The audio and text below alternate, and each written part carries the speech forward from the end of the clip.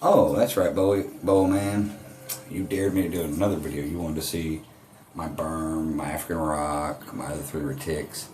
Well, there you go. There's my burm. She's still doing well. She's quite healthy. As you see, she's growing quite nicely. And unlike you, I didn't have to force feed her stuff 5 rats, large rats, a week down her stomach. You know, in the wild, they do eat as much as they can when they can find it, because, you know, meals come few and far between. Just because a snake consumes a massive amount of food in one day doesn't mean they'll do it every day. They may go weeks, months without finding something else to eat. It kind of balances out. But when you're taking large rats to a Burmese, not even this big, like you told me you were, very small Burmese, and feeding them way too big rats, way too often, you know, you tend to mess up their health internally, whole 9 yards. I mean, it's just, it's stupid. It shows one thing. It shows that you do not care about your animal's health whatsoever. You care about how fast can I get this snake big. That's what I want. I want a big snake. My ego. God, I gotta have a big snake. I got a big snake. The faster I get it, the better. Oh, I'm gonna feed him a ton of rats. Make him giant. Do it quick. I want to show it off. Tell people bad things about it, you know. Dumb stuff. Like, they're not dangerous. Nah, not at all. Not a bit. Nah. I got really good friends that probably disagree with you. I was taking some pretty severe, nasty bites from adult Burmeses. I got 1 or 2 that have actually been knocked unconscious by these snakes. I have been. I've had a nice, large 14-foot female that, doing a routine, kind of, what would you call it, medical thing, she had a scale problem, so we were coating her with betadine. Well, she got around my neck, and she didn't let go. And oh, they bite. They bite, yeah. They don't bite you, they won't coil you. They'll still coil you without biting. Not all snakes bite you when they coil you. They can, you know, wrap a coil around you to hold on to you and hurt you just as badly as if they were feeding on you. Also, they get around your neck, get to losing their balance, they tighten those muscles up, and it doesn't take long to knock you down. Another thing. Right here inside your neck, you have what's called carotid arteries. They feed your brain. See, when you're choked, you've got air in your lungs, it takes a while for you to choke out.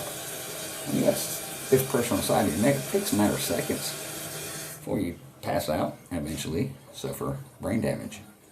Which probably wouldn't hurt you, because in your case, you already seem like you got it quite a bit. But, you know, you give really crappy advice. I mean, why anybody would listen to you, I don't know. I just hope none of these young children out here are learning about these animals, and unfortunately they have ways of acquiring them when they shouldn't. Get one of these animals and listen to you and gets hurt, because that's what's possibly going to happen. As you can see, you support the snake. You know, you don't one hand hold them by their tail, picking them up. You kind of support them, let them have their freedom. She's quite calm. She's quite placid. Burmeses can be very calm, very placid. They can also be highly testy. Oh yeah, I've had a couple that would just soon bite you. They would look at you. You know, you move fast around your snakes. You shake them about. You jump about with them. I mean, what are you trying to prove, man? Are you trying to be like top reptile keeper of the world?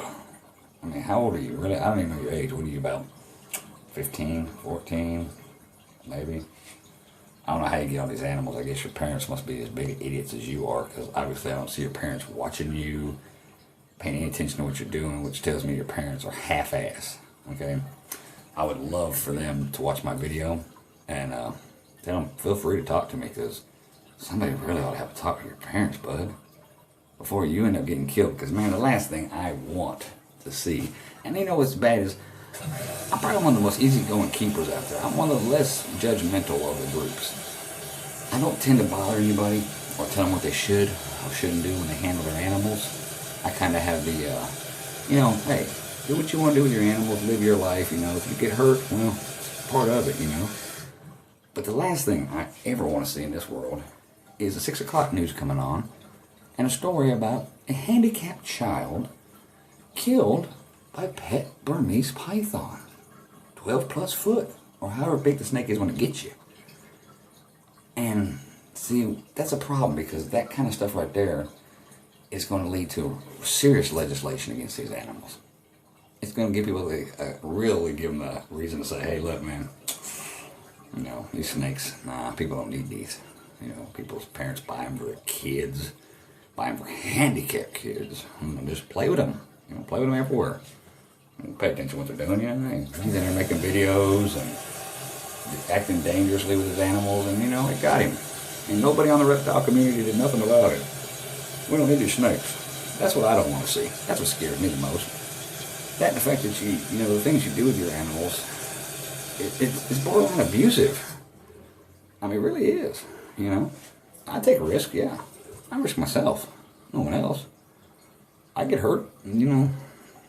I don't go to the doctor. Most times I have tissue glue. I do know how to sew wounds and stitch myself up, just because I understand I don't want to be a blight on the a blighter. I'm not all that educated, thank you.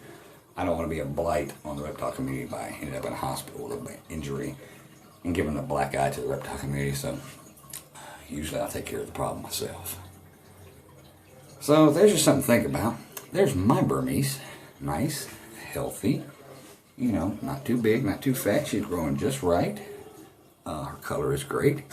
And as you can see, she's quite calm. She's not freaked out. She's not darting away from me like yours. You know, I've seen you hold yours and you're just constantly trying to get away. Move, move, move. Shows me you really haven't developed much of a bond with your animal. The animal doesn't seem to be totally trustworthy of you. But, you know, there's your video. You keep daring me to make them, bud. We can play this game all day long, you know. I'm a bored man. I got nothing better to do. You know, so, hey, you wanted it? There you go. Enjoy.